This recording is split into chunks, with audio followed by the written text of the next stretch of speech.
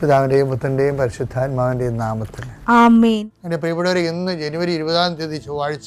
അമ്മേ പരിശുദ്ധ അമ്മേ, അമ്മേ പരിശുദ്ധമേ, ദൈവമാതാവേ, കൃപാസനത്തിലൂടെ ഞങ്ങളുടെ ദേശത്തിനും അമ്മ മധ്യസ്ഥം തേടി തന്ന എല്ലാ അനുഗ്രഹങ്ങൾക്കും കൃപകൾക്കും ഞങ്ങളിപ്പോൾ ഹൃദയം നിറഞ്ഞ നന്ദി പറയുന്നു. അമ്മേ പരിശുദ്ധമേ, ദൈവമാതാവേ, 2004 ഡിസംബർ 7 ഉച്ചകഴിഞ്ഞ് 2:30 കൃപാസനത്തിൽ സംഭവിച്ച അമ്മയുടെ പ്രത്യക്ഷപ്പെടലിനെ കുറിച്ച് തിരുസഭയ്ക്ക് സമർപ്പിച്ചിരിക്കുന്ന പഠനരേഖകളുടെ സഭാത്മകമായ പഠനം ആരംഭിക്കുവാൻ ഞങ്ങൾ പ്രാർത്ഥിക്കുന്നു. അമ്മേ പരിശുദ്ധമേ, ഭൂസ്വർലോകങ്ങളുടെ രാജ്ഞിയായ അങ്ങേയ്ക്ക് ഭൗമസംരക്ഷണത്തിനായി പ്രപഞ്ചപ്രകൃതിയെ തന്നെ തിരുസഭ പ്രതിഷ്ഠിക്കുവാൻ ഈ പ്രത്യക്ഷീകരണം വഴി ഇടയാക്കണമേ. പരിശുദ്ധമേ, ജപമാല മാതാവേ, സകല കൃപാസനം പ്രാർത്ഥനയോടും ചേർത്ത് ഞങ്ങളിപ്പോൾ പ്രാർത്ഥിക്കുന്ന ഈ കുടുംബത്തിന്റെ പ്രത്യേക നിയോഗം പറ മക്കളെ.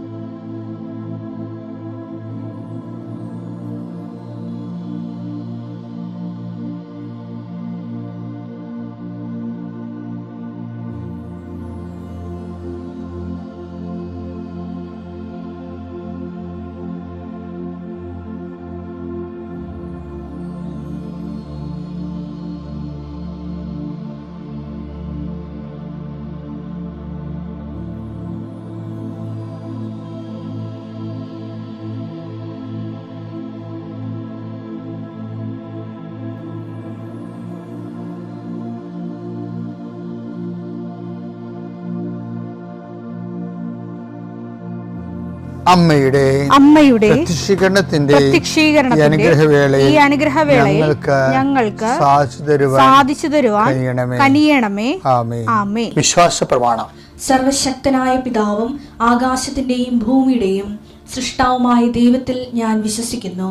അവിടുത്തെ ഏകപുത്രനും ഞങ്ങളുടെ കർത്താവുമായ ഈശോമിശിഹായിലും ഞാൻ വിശ്വസിക്കുന്നു.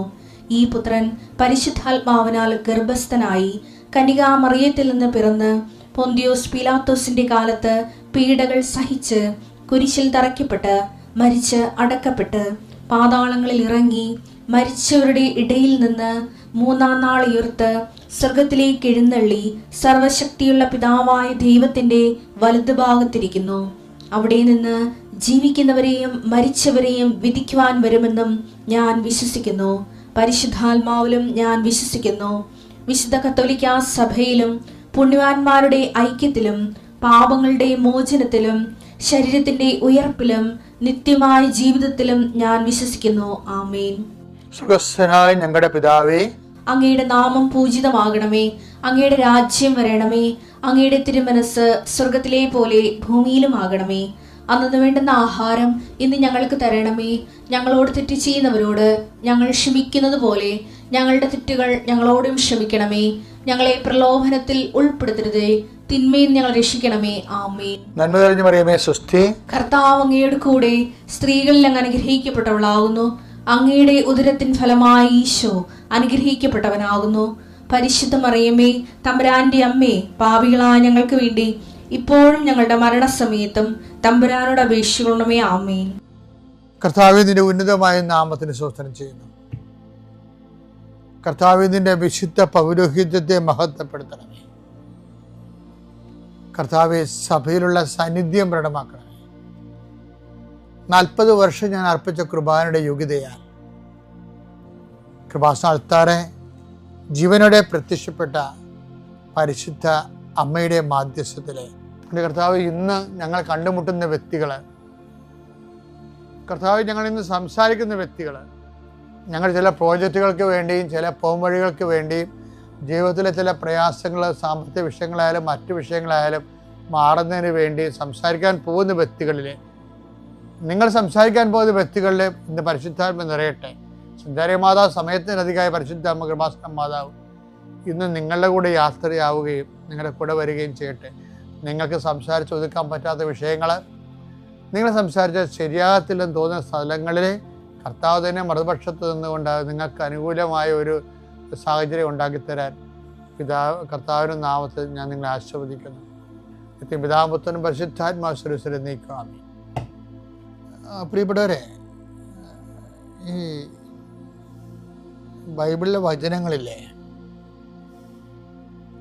അതിൻ്റെ ആശയങ്ങൾ എന്ന് പറയുന്നത് ഒരു പ്രക്രിയയും പരിണാമവുമാണ് ശരിക്കും.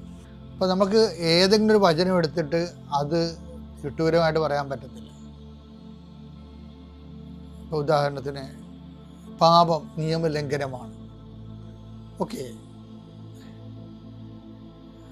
അപ്പോൾ നമുക്ക് അതൊരു അടിത്തറയായിട്ട് എടുക്കാൻ പറ്റുക? അടിത്തറയല്ല, അതിനും താഴെ അടിത്തറയുണ്ട്. അതാണ് അതിൻ്റെ റൂട്ടായിട്ടുള്ള, അതായത് അടിസ്ഥാന ശിലകളെന്ന് പറയുന്നത്, വചനത്തിൻ്റെ അടിസ്ഥാന ശിലകൾ. അത് ചിലപ്പോൾ ഒരു അപ്പോസ്തലന്മാർ ഒരു അപ്പോസ്തലൻ പറഞ്ഞത് അത് പൂരിപ്പിക്കപ്പെടുന്നത് വേറൊരു അപ്പോസ്തലൻ്റെ വചനങ്ങളിലൂടെ ആകും. അങ്ങനെ എല്ലാം അങ്ങനെയാണെന്ന് പറയുകയല്ല, നമ്മളിങ്ങനെ ഫലത്തിൽ അങ്ങനെ കണ്ടുവരുന്നുണ്ട്. ഉദാഹരണത്തിന് ഇപ്പം പാപം നിയമലംഘനമാണ്. 1 യോഹന്നാൻ 3:4 പാപം ചെയ്യുന്നവൻ നിയമം ലംഘിക്കുന്നു. പാപം നിയമലംഘനമാണ്. അപ്പം പാപം നമുക്ക് ബേസിക്കായിട്ട് ഇതിപ്പോൾ ഒത്തിരി മേഖലകളിൽ ഈ വിഷയം ടോക്കായിട്ടുണ്ട്. ആൾക്കാർ ബൈബിൾ പ്രഘോഷകർ ഈ വിഷയം കോട്ട് ചെയ്യും. പക്ഷെ വേറൊരു ചോദ്യം വരണതേ, എന്തുകൊണ്ടാണ് നിയമം ലംഘിക്കുന്നത്? ആരുടെ നിയമമാണ് ലംഘിക്കുന്നത്? ആരുടെ നിയമമാണ് ലംഘിക്കുന്നത്? ദൈവത്തിൻ്റെ നിയമങ്ങളാണ് ലംഘിക്കുന്നത്. എന്തുകൊണ്ടാണ് ദൈവത്തിൻ്റെ നിയമങ്ങൾ ലംഘിക്കുന്നത്? അതിനൊറ്റ കാരണമേ ഉള്ളൂ, ദൈവത്തെ അംഗീകരിക്കുന്നത് പോരായ്മയെ കരുതണം കൊണ്ടാണ്. റോമ 1:28. അപ്പൊ റോമ 1:28 ദൈവത്തെ അംഗീകരിക്കുന്നത് പോരായ്മയായി അവർ കരുതിയത് നിമിത്തം അധമ വികാരത്തിനും, അത് പിന്നെ അധവികാരങ്ങൾക്കും അനുചിത പ്രവർത്തികൾക്കും അത് പാപത്തിലേക്ക് വിട്ടുകൊടുത്തെന്നാണ് പറയണം. അതിൻ്റെ വിഷയം എന്ന് വെച്ചാൽ, എന്തുകൊണ്ടാണ് പാപം നിയമലംഘനമാണ്? നമ്മുടെ ചോദ്യം എന്താണ്? എന്തുകൊണ്ടാണ് പാപം നിയമം ലംഘിക്കുന്നത്? അതെന്തുകൊണ്ടാണ്? ദൈവത്തെ അംഗീകരിക്കുന്നത് പോരായ്മയായി കരുതണ കൊണ്ടാണ്. പിന്നെ ദൈവത്തെ എന്തുകൊണ്ടാണ് അംഗീകരിക്കുന്നത് പോരായ്മയായി കരുതണത്? ദൈവത്തെക്കാൾ വലിയ ദൈവമായിട്ട് വേറെ ആരെയോ കരുതണ കൊണ്ടാണ്. അതുകൊണ്ടാണ് നിന്റെ കർത്താവ് ദൈവം ഞാനാകുന്നുവെന്ന് നമ്മൾ ഈ പന്തിയിൽ തന്നെ ഈ ദിവസം കേട്ടിട്ടില്ലേ? ഈ നമ്മുടെ കൂടെയുള്ള അപര ദൈവങ്ങൾ ആണ് ശരിക്കും പറഞ്ഞാൽ നമ്മളെ മുമ്പ് പറഞ്ഞതുപോലെ ദൈവത്തെ അംഗീകരിക്കാൻ ബുദ്ധിമുട്ടുള്ള ആൾക്കാരുടെ നമ്മളെ മാറ്റണത്. അങ്ങനെയാണ് നിയമത്തെ നമ്മൾ ലംഘിച്ച് വരണത്. അപ്പോൾ ബേസിക്കായിട്ട് എന്താ വിഷയം? അപര ദൈവമാണ് വിഷയം. പക്ഷേ ദൈവത്തിനേക്കാൾ പ്രാധാന്യം നമ്മൾ വ്യക്തികൾക്ക് കൊടുക്കും ചിലപ്പോൾ. അപ്പോൾ ദൈവത്തേക്കാൾ പ്രാധാന്യമോ ആ ദൈവത്തിലുള്ള വിശ്വാസത്തേക്കാൾ പ്രാധാന്യമോ വേറെ വ്യക്തികൾക്ക് കൊടുക്കും. അപ്പോഴും സ്വാഭാവികമായിട്ടും നിയമലംഘനം വരും. ഈ വിശ്വാസം അറിയാതെയൊക്കെ വിവാഹം കഴിക്കുമ്പോൾ ഉണ്ടാകുന്ന പ്രശ്നങ്ങളതാണ്. വിശ്വാസം അറിയാതെ ഇപ്പം നമ്മൾ ഒരു വിശ്വാസത്തിന് കല്യാണം കഴിച്ചു. അപ്പോൾ ചിലർ നമ്മുടെ വിശ്വാസത്തിലേക്ക് തിരിച്ച് വരുമായിരിക്കും, ചിലർ വിശ്വാസത്തിലേക്ക് വരത്തില്ല. മറിച്ച് നിങ്ങളെ ആ വിശ്വാസത്തിലോട്ട് കൊണ്ടുപോകും. അത് നിങ്ങൾക്കും അറിയാം. അപ്പോൾ നിങ്ങളുടെ വിശ്വാസത്തെക്കുറിച്ച് നിങ്ങൾക്ക് ആഴമായ ബോധ്യങ്ങളില്ല എന്നതിൻ്റെ അർത്ഥം. ബോധ്യം അങ്ങനെയല്ല, ഇത് നിങ്ങൾക്ക് സൗകര്യപ്പെട്ട കൊണ്ട് ദൈവത്തെ നിങ്ങൾ ഒഴിവാക്കണതാണ്. സെക്കൻഡായിട്ട് കാണുന്ന അവഗണിക്കുകയാണ് ശരിക്കും പറഞ്ഞാൽ, അംഗീകരിക്കാതിരിക്കുന്നതാണ്. അപ്പം ഇപ്പം പല ആൾക്കാരും ഇത് ലോകമല്ലേ ഇപ്പം പുതിയ കാലത്ത് ജാതി മതം ഉണ്ടാകുന്നൊക്കെ തിരക്കിയാലും അത് എനിക്ക് പറയാനുള്ള ഇത്രയേ ഉള്ളൂ. ദൈവത്തെ കാണാത്തത് കൊണ്ടും ദൈവത്തെ അറിയാത്തത് കൊണ്ടും ദാനമായി കിട്ടിയ വിശ്വാസത്തിന് വില അറിയാത്ത കൊണ്ടുമാണ് അവർ ദൈവത്തെ അവഗണിക്കണത്. അനുതാപം എന്ന് പറയുമ്പോൾ ഇങ്ങനെയുള്ളവർക്ക് അനുതാപം കിട്ടിയ വലിയ അനുഗ്രഹമാണ്. പക്ഷെ അനുതാപം കിട്ടുമ്പോൾ അനുതാപത്തിന് യോജിച്ച ഫലങ്ങൾ വേണം. അല്ല വെറുതെ എനിക്ക് അനുതാപം ഉണ്ടെന്നൊരു കാര്യമില്ല. കാര്യം ബൈബിൾ നോക്കുന്നത് അനുതാപമല്ല, അനുതാപത്തിന്റെ ഫലങ്ങൾ. മത്തായി 3:8 മാനസാന്തരത്തിന് യോജിച്ച ഫലം പുറപ്പെടുവിക്കും. മാനസാന്തരത്തിന് ദുഃഖം പിടിച്ച് മനസ്സിൽ സങ്കടം പിടിച്ചെന്നൊരു കാര്യമില്ല, അതിൻ്റെ യോജിച്ച ഫലങ്ങളുണ്ട്. അതാണ് യോജിച്ച ഫലങ്ങൾ പുറപ്പെടുവിക്കണം. അപ്പം അനുതാപത്തോടെ ജീവിക്കണം, വിശ്വാസത്തെ കുഞ്ഞുങ്ങളെ വളർത്തണം, മേലുള്ള ജീവിതത്തിന് വിശുദ്ധി കീപ്പ് ചെയ്യണം. കുറേ കാര്യങ്ങളുണ്ട്. ഇതൊക്കെ പ്രാക്ടിക്കലല്ല, ഭയങ്കര പാടായിരിക്കും എന്ന് നമുക്ക് തോന്നും. പക്ഷേ നിങ്ങളൊന്ന് ചിന്തിച്ച് നോക്കിയേ, അപ്പനോ അമ്മയോ വിശ്വാസത്തിൽ ലൂസായിട്ട് വീട്ടിൽ സംസാരിച്ചിട്ടുള്ളവരാണ് അവരുടെ മക്കളാണ് വിശ്വാസം നഷ്ടപ്പെടുത്തുന്നത്. പിന്നെ വേറെ ചില ആൾക്കാർ വിശ്വാസം നടത്തും, അതായത് കുഞ്ഞുങ്ങൾക്ക് താറോവായിട്ട് അവർക്ക് വിശ്വാസം ഭാരമായിട്ട് കുഞ്ഞുനാളിൽ തന്നെ പ്രാർത്ഥനകളുടെ എണ്ണവും തീഷ്ണതയും കൂട്ടുന്ന ആൾക്കാരുണ്ട്. അപ്പോൾ ചില കുഞ്ഞുങ്ങൾക്ക് അതുമായിട്ട് യോജിക്കാൻ പറ്റാതിരുമ്പോൾ അവർ മനസ്സുകൊണ്ട് വിശ്വാസത്തെ എതിർക്കും.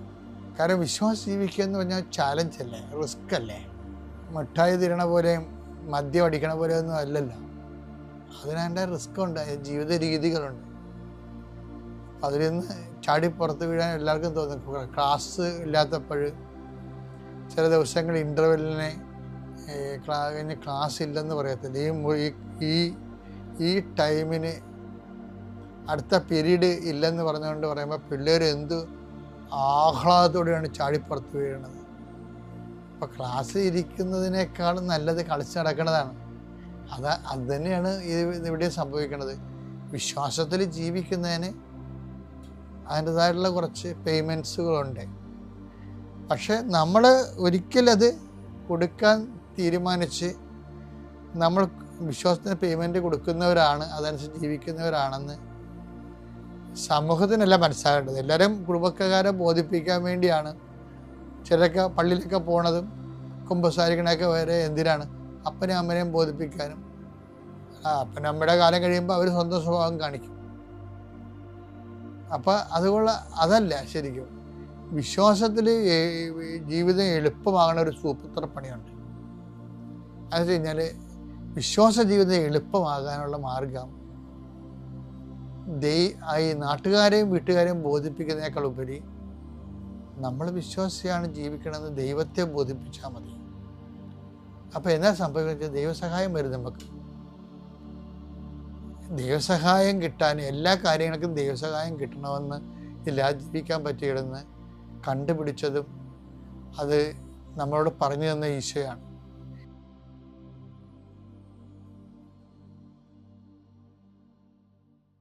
അത്യപൂർവ ദൈവാനുഭവങ്ങൾ ഇനി നിങ്ങൾക്കും സ്വന്തം. ഈ യൂട്യൂബ് ചാനൽ ഇതുവരെ സബ്സ്ക്രൈബ് ചെയ്തിട്ടില്ലെങ്കിൽ ഇപ്പോൾ തന്നെ സബ്സ്ക്രൈബ് ചെയ്യുക. ഈ വീഡിയോ ഇപ്പോൾ തന്നെ നിങ്ങളുടെ സുഹൃത്തുക്കൾക്ക് ഷെയർ ചെയ്തുകൊണ്ട് കർത്താവിൻ്റെ പ്രേക്ഷിതരാകുക.